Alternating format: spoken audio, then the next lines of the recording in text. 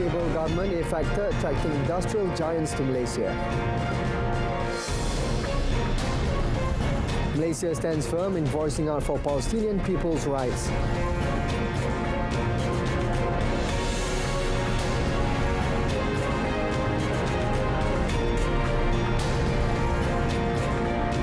Thank you for joining me. I'm SAHIH and this is Malaysia Tonight. The political stability enjoyed under the unity government over the past year has attracted many global industrial giants to invest in Malaysia. Prime Minister Datuk Seri Anwar Ibrahim said companies like Google, TikTok, Infineon Technologies AG, China's automotive company Geely and Tesla have confidence in Malaysia's capability because the country has clear policies. Semalam pagi saya pulang dari San Francisco, selain bermesyuarat APEC dan menengahkan penekanan isu Palestin di hadapan Presiden Joe Biden, saya juga menggunakan ruang bersama dengan Menteri MITI dan Menteri Luar untuk menemui syarikat agregasi lain. Facebook, Google, TikTok, Elon Musk, mengajak mereka dan memberikan ruang supaya mereka datang ke sini untuk memenuhi keperluan anak-anak. Datuk Seri Anwar said the government will also be more aggressive and assertive to bring changes not only to save the country but also to raise the dignity of the country in this region by attracting more investors, managing the economy well, training the children and having good governance. The Prime Minister said the current political stability would also make it difficult for certain parties harbouring hopes of taking over the government now. He said this at the launch of the Prime Minister's Gold Hand Award (MATEPM) and Skilled Person Award ceremony at the Shah Alam Convention Centre (SACC) today. The Ministry of Finance (MOF) will study every criticism and leakage reported in the Auditor General's Report 2022. Deputy Finance Minister Datuk Seri Ahmad Maslan said the government will also continue its effort to reduce wastages and leakages while enhancing spending efficiency as well as reducing the government's debt and liabilities level. Pada Kementerian Kewangan, salah satu kaedah untuk kita mencekapkan pengurusan kewangan ialah memastikan laporan Ketua Audit Negara itu diperbaiki dari semasa ke semasa oleh pihak yang ditegur oleh Ketua Audit Negara. Kita tahu bahawa antara kehilangan dan ketirisan hasil adalah kerana masalah integriti. Jadi saya berharap dengan dikeluarkan laporan itu saban tahun dan diperbaiki teguran saban tahun, ia akan mengurangkan kebocoran hasil kerajaan. On the criticisms level on the weaknesses in the development management of Langkawi Development Authority's LADA 2 property projects, Datuk Seri Ahmad said the MOF is aware of the issue and hopes the relevant parties would take the appropriate action. In the 2022 AG report, LADA had failed to collect land lease revenue from the St. Regis Hotel development project, totaling 3.19 million ringgit since 2018, and for land lease under the Tok Senit Village project amounting to 8.30 million ringgit since 2003. The Ministry of Economy has given the approval to implement 502 People Facilities Initiative (IKR) projects worth 76.3 million ringgit in project costs. Minister Rafizi Ramli said this 502 projects are part of the 1,500 projects that the ministry approved in principle since the IKR was launched in June 2023.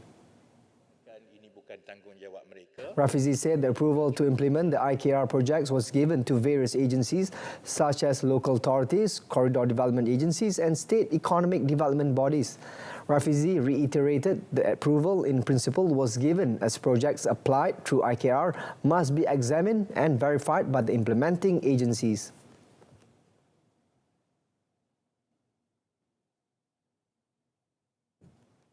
Untuk baki projek-projek lain, ada lebih kurang 1,000 yang masih lagi menunggu maklum balas dan juga penerimaan daripada agensi pelaksana. Kementerian Ekonomi masih meneruskan tindakan susulan dengan pelbagai agensi pelaksana yang dilantik bagi mendapatkan maklum balas terkini bagi pelak. Sehingga kini daripada 76.3 juta ringgit yang telah diluluskan untuk 502 projek tersebut, sebanyak 57.2 juta telah disalurkan bagi pelaksanaan yang 500 projek ini sedang berjalan di seluruh Malaysia. The Ministry of Investment, Trade and Industry, MITI, hopes that the 3 new industrial areas to be developed by the Malacca government can be prioritised. The mission, strategy and action plan outlined in the new Industrial Master Plan 2030 and IMP 2030. Minister Tengku Datuk Seri Zafrul Tengku Abdul Aziz said it will bring positive changes to the Malacca industrial sector in addition to complying with the National Industry Environmental, Social and Governance Framework, IESG framework. He said an IMP 2030 is also in line with the proposal highlighted by the Malacca State Government to develop new industrial areas in MCOP High Tech Park, German Industrial Park and LK Industrial Park Phase 2. Tengku Zafrul said the Malacca government's initiative to develop industrial areas capable of supporting a high-tech industrial ecosystem, innovating and producing products and services with high added value is very welcome because it is in line with the vision and goals of the NIMP 2030 launched by MITI on September 1st. He said NIMP 2030 was also designed to overcome the imbalanced industrial development between states in Malaysia, including Malacca. Business confidence indicator increased by 3.2% in the fourth quarter of 2023. This is an increase of 0.7% in the third quarter as businesses anticipate a better business situation in the fourth quarter. Chief Statistician Malaysia Datuk Seri Dr. Muhammad Uzir Mahidin said in a statement today that services, industry and construction are the 3 sectors that anticipate better business conditions in the fourth quarter of 2023. He said the business confidence for the services sector remains on a positive trajectory, with the confidence indicator increasing to 6.3% against 6.1% in the last quarter. Meanwhile, Datuk Seri Uzir said the industry sector continues to be optimistic about business performance, with a confidence indicator of 4.0% for the corresponding quarter compared to 1.3% in the third quarter of 2023.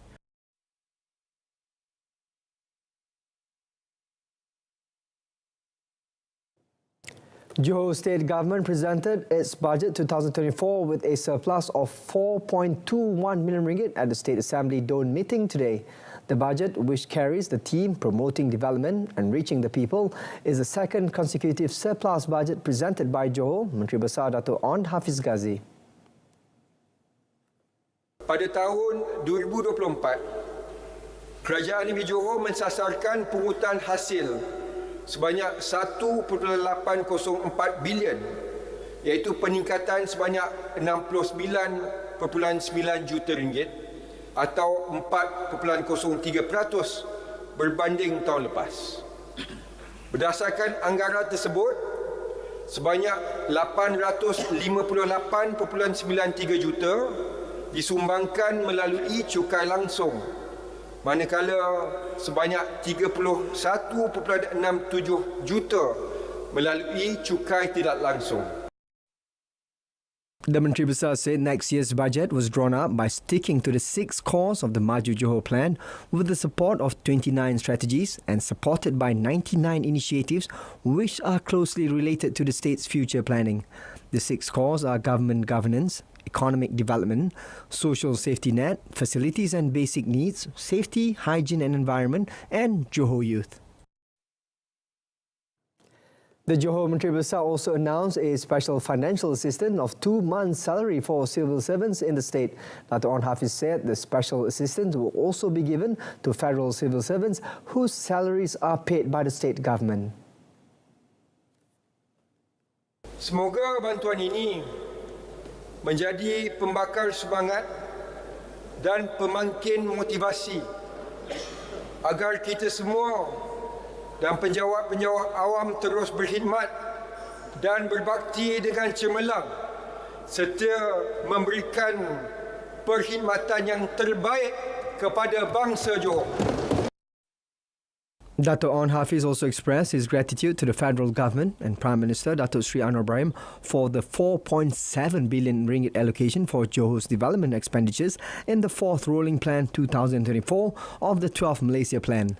He said the allocation would be used for the implementation of various projects in the state, including 142 new projects.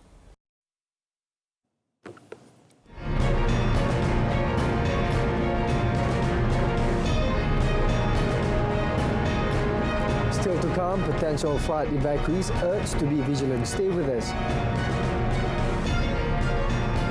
Deputy Prime Minister Dato' Sri Dr. Ahmad Zahid Hamidi urged all residents, especially those in flood-prone areas, to take appropriate preventive measures following the severe level continuous heavy rain and flood warnings. Dato' Sri Dr. Ahmad Zahid, who also chairs the Central Disaster Management Committee, JPBP, also advised them to follow the authorities' instruction from time to time. He also assured that meticulously planned standard operating procedures for rescue and coordination among all agencies are ready for implementation during any disaster. Dato' Sri Dr. Ahmad Zahid said this proactive approach is aimed at minimizing the negative impacts of such events. By emphasizing the need for readiness, the Deputy Prime Minister is also underscoring the importance of proactive steps in disaster management. Dato' Sri Dr. Ahmad Zahid said this approach includes understanding the risks, planning accordingly, and ensuring the availability of resources for effective response and recovery. The government is deploying the Defence Geospatial Information Management (DGIM) platform to ensure the management of floods during the northeast monsoon is more systematic and smoother.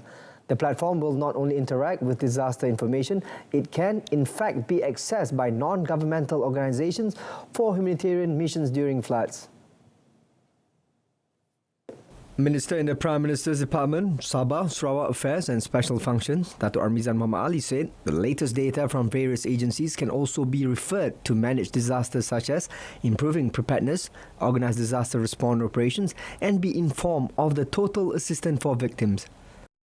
Supaya NGO juga boleh untuk membuat pelaporan bantuan-bantuan kemanusiaan, barangan yang mereka lakukan, dan kita harap melalui dashboard ini juga kemudian bukan hanya mereka membuat pelaporan, mereka juga akan mendapat maklumat apa jenis keperluan yang diperlukan, apa jenis bantuan yang diperlukan bagi sesuatu kawasan tersebut, untuk memastikan bahawa bantuan yang disampaikan kepada mangsa itu adalah bertepatan dengan keperluan mereka, untuk mengelakkan lambakan bantuan ke sesuatu tempat contohnya. He also said that the disaster dashboard on DGIM is used by the National Disaster Control Centre to enhance preparedness for disaster, which is monitored throughout the day. Meanwhile, the Malaysian Meteorological Department, Met Malaysia, has issued an alert level continuous rain warning for Kelantan, Terengganu and Pahang until Saturday. In a statement today, Met Malaysia said the areas affected are Tumpat, Pasir Mas, Kota Baru, Jeli, Tanah Merah, Bachok, Machang, Pasir Putih and Kuala Krai, while in Pahang it involves Kuantan. In the same statement, the department has also ended off the alert level continuous rain for Perlis, Kedah, Penang and Perak. It said this involves several areas in Kedah, namely Kubang Pasu, Kota Star, Pokok Senah, Padang Terap, Yan, Pendang, Kuala Muda, Sek, Baling, Kulim and Bandar Baru. In Perak, the department also ended the alert level continuous rain warning for Kerian, Larut, Matang and Selama, Hulu Perak, Kuala Kangsar and Manjung.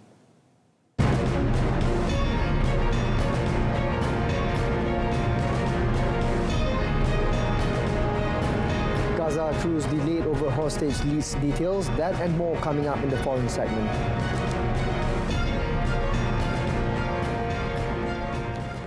Malaysia had always been consistent on the world stage in voicing its profound concern regarding the situation in Gaza, as well as fighting for the rights of the Palestinian people.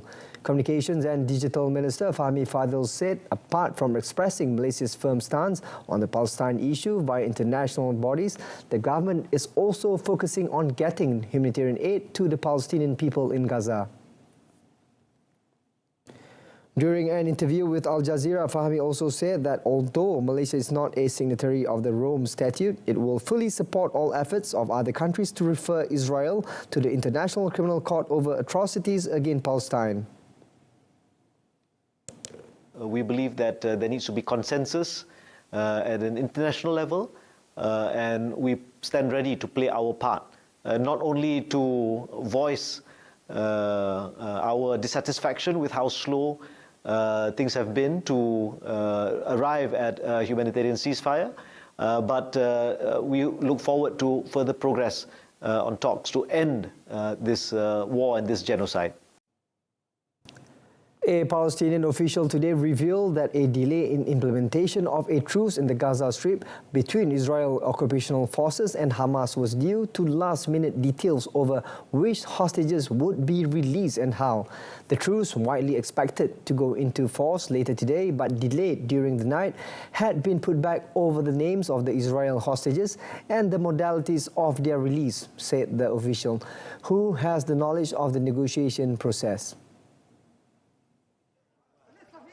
He said lists of those to be freed had been exchanged by both sides. Questions were also being raised over Red Cross access to the hostages before they would be released into Egypt, he said, and whether the Red Cross would have access to those who remained. When the ceasefire would go into effect would be announced by mediator Qatar in coordination with the Egyptians and the Americans in the coming hours today. The agreement follows weeks of war in the Gaza Strip.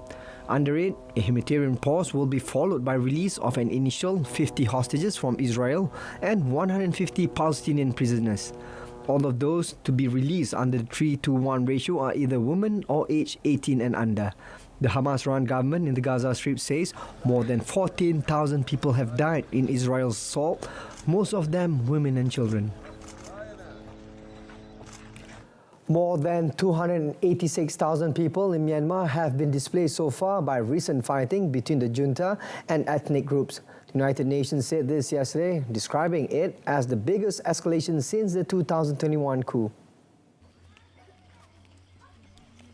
Deputy spokesman for UN Secretary-General Antonio Guterres, Farhan Haq, said intense fighting between ethnic armed organizations and the Myanmar Armed Forces continues and has expanded into more areas, including densely populated urban centers. He noted that the worst affected areas were in Shan, Sagaing, Kaya, Rakhine and southern Chin states. Fighting broke out at the end of October in the north of Shan state, close to the Chinese border, where 3 ethnic minority groups coordinated an attack against the central military power. He also said some 26,000 Rohingya in 5 refugee camps in Paktao cannot be reached. With more than 2 million people now displaced in Myanmar, Haq called for urgent funding for humanitarian aid. North Korea today said it would deploy new weapons and stronger armed forces to the border with the south, as Seoul spy agencies said Pyongyang had received Russian help to successfully put a military spy satellite into orbit. Tuesday's launch of the Maligyeong-1 was Pyongyang's third attempt at securing a military eye in the sky after 2 failures in May and August. North Korean state media claimed within hours of the launch that leader Kim Jong-un was already reviewing images of US military bases in Guam. Seoul's National Intelligence Service told lawmakers the launch had been a success. However, it said it was too early to say if the satellite was working as Pyongyang claimed, adding the North had been given feedback by Russia after Kim met Russian President Vladimir Putin in September. While the North claims the satellite is already functioning, the NIS, which collected and analyzed debris from one of Pyongyang's failed launches, finding it had no military utility, said it was unlikely. A Pakistani court today ordered authorities to produce former Prime Minister Imran Khan for trial on 28th November on charges of leaking state secrets. This would be Khan's first public appearance since he was jailed in August. The former cricket star has been embroiled in a tangle of political and legal battles since he was ousted as Prime Minister in a vote on no confidence in 2022, which he denounced as unfair. The 71-year-old was jailed on 5th August for 3 years for unlawfully selling state gifts during his tenure as Prime Minister from 2018 to 2022. He denied wrongdoing and has dismissed all of the various charges brought against him, including graft and the leak of a state secret, as cooked up at the behest of the military to block him from the general election on 8th February. Han's state secret trial was being held in prison after authorities cited security risks, but the Islamabad High Court on Tuesday declared the prison trial illegal and ordered that it be restarted, which it did again on Thursday in a public court. The military, which has ruled directly or overseen civilian governments since Pakistan's creation in the 1947, denies any involvement in Khan's troubles. The World Health Organization has asked China for more data on respiratory illness spreading in the north of the country, urging people to take steps to reduce the risk of infection. The WHO said northern China has reported an increase in influenza-like illness in mid-October when compared to the same period in the previous 3 years. China's National Health Commission told reporters last week that the respiratory illness spike was due to the lifting of COVID-19 restrictions and the circulating of known pathogens, namely influenza and common bacterial infections that affect children, including Mycoplasma pneumonia. The Chinese capital of Beijing, located in the north of the country, is currently experiencing a cold snap with temperatures expected to plummet to well below zero by Friday.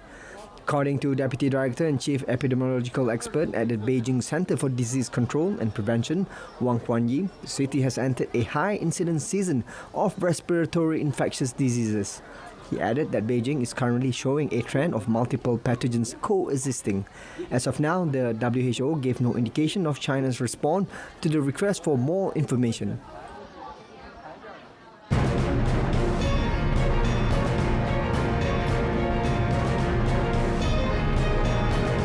Next in sports, MFL mulls mandatory participation in President and Youth Cup. Stay tuned. The Malaysian Football League MFL plans to hold discussion with all Super League clubs regarding the decision by Football Association of Malaysia (FAM) to mandate their participation in the President's Cup and Youth Cup starting in 2024. MFL Chief Executive Officer Datuk Stuart Ramalingam stated that the purpose is to assess the club's ability to implement the decision and their understanding that it is for the player development process. Elaborating further, Stuart said that everyone needs to understand the importance of the development aspect, which will not only benefit the teams from various perspectives but will also be advantageous to the national squad. According to him, investment in development team is as crucial as the decision of club wanting to acquire an international player. Super League teams were previously given exceptions to either send under-23 or under-18 teams. However, on 6 November, the FAM Executive Committee mandated that all Super League teams next season must send teams for the President's Cup and Youth Cup. Paris Saint-Germain exercised its buy option over Portuguese forward Goncalo Ramos for a reported amount of €65 million. In announcing the move, the club said, subject to objectives being reached, the amount couch rise an extra €15 million. League One giants PSG initially signed Ramos, also a Portugal international, on a season-long loan with an option to purchase from Benfica. Ramos has featured 15 times across all competitions this season for PSG, scoring twice against rivals Olympique Marseille in his only goals for the club so far. On 13 January 2019, he made his debut for Benfica B in a match against Braga B in the Portuguese League Pro. In August 2019, Ramos extended his contract with Benfica until 2024. With the under-19 team, he reached the UEFA Youth League final in 2019-2020, scoring a brace in the final against Real Madrid, although his team lost 2-3. On 21 July 2020, Ramos made his debut for Benfica's first team, coming on as a substitute for Pizzi in the 85th minute of a Portuguese Primeira Liga match against Aves, scoring 2 goals in the remaining time. FIFA chief Gianni Infantino said there was no place in football for violence after ugly clashes ahead of Brazil's World Cup qualifier against Argentina. A skirmish between rival fans broke out during the national anthem in a stand behind one of the goals at the Maracanã Stadium in Rio on Tuesday, with Brazilian police confronting Argentina fans. Tempers had fled in the Maracanã stands moments before kick-off, with Brazilian police using batons. Argentina players, including Lionel Messi, went towards the disturbances in an attempt to plead for calm. Argentina and Aston Villa goalkeeper Emi Martinez attempted to jump into the seating area at one stage to confront a baton-wielding Brazilian police officer. Messi and other Argentinian players then returned to their dressing room as the clashes continued, with Messi appearing to say, "We are not playing, we are leaving." Argentina went on to defeat Brazil 1-0 thanks to a goal from Nicolas Otamendi and sit top of the South American qualifying standings with 15 points from 6 games. Brazil's third defeat of qualifying, meanwhile, leave the 5-time world champions in 6th place with 7 points from 6 games. Just 5 days after winning in Las Vegas, Max Verstappen will climb into his Red Bull for the final time this year tomorrow when he begins his bid for another record-extending triumph at the season-ending Abu Dhabi Grand Prix. Like the rest of a weary Formula One circus, the 3-time world champion will be fatigued and probably struggling with jet lag, following a 12-hour time difference switch after 4 consecutive races in the Americas. Verstappen's win on Sin City Neon-lit street circuit was his 18th in 21 races this season and the 53rd of his career. It brought him level with 4-time champion Sebastian Vettel in the record books, and only Michael Schumacher on 91 wins and Lewis Hamilton on 103 lie ahead. With teammate Sergio Perez finishing third behind Ferrari's Charles Leclerc, the outcome in Nevada confirmed Red Bull's first one to finish in the Drivers' Championship ahead of Mercedes Lewis Hamilton, the team having won the Constructors' title by more than 400 points to claim a memorable double. It is the first time since 2015 that the top 3 places in the drivers' title race have been settled before the season finale. Some 400,000 tickets for the Paris 2024 Olympics will go on sale at the end of the month. Chief Operating Officer Michael Aloisio said Paris 2024 is hoping to sell 10 million tickets for the 26 July to 11 August Summer Games and has already sold 7.2 million. Paris 2024 has come under fire for the prices of some tickets, but said on Wednesday that a third of the newly issued tickets will be under €50 across all disciplines apart from surfing.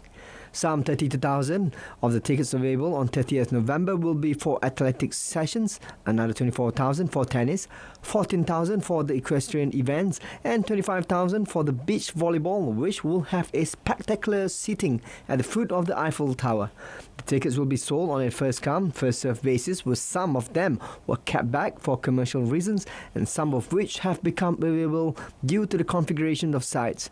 Tickets for the opening ceremony, a long barge parade on the Seine River, will cost €90 to €2,700. Much lower numbers of tickets will be released in the next few months, and will also be possible to purchase tickets on the reselling site that will open next year.